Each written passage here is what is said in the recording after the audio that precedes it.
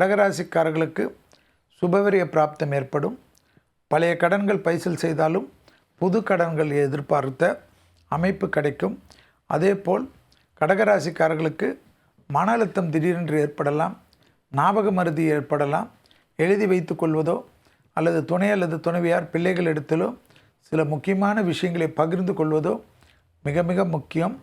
உத்தியோகத்தில் மேலதிகாரிகள், அரசு துறை, அரசியல்வாதிகள், உடனிருப்பவர்கள் திடீரென்று உங்களுக்கு தேவையில்லாத உபத்திரத்தை ஏற்படுத்த முயற்சிப்பார்கள்.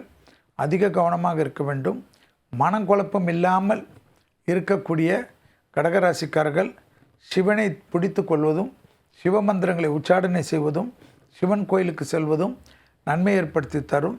கண்டிப்பாக உங்களுக்கு மினரல் சப்ளிமெண்ட் என்று சொல்லக்கூடிய உடம்புக்கு தேவையான சத்துக்கள் குறைவதற்கு உண்டான சாத்தியக்கூறுகளும், ஜுரம், தலைவலி போன்ற பாதிப்புகளும் திடீரென்று ஏற்படலாம். கடகராசிக்காரர்களுக்கு படிப்படியாக ஆடி மாதம் முழுவதும் முடிகிற வரை பொறுமை காப்பது நன்மை ஏற்படுத்தி தரும்.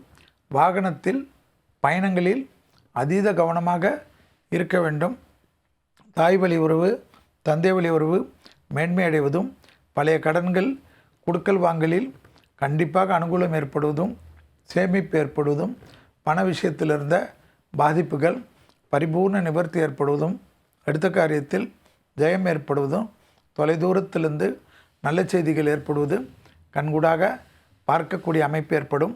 வேற்றுமொழி மனிதர்களால் அதிகம் ஆதாயம் பெறக்கூடிய ராசிக்காரர்கள் கடகராசிக்காரர்கள்.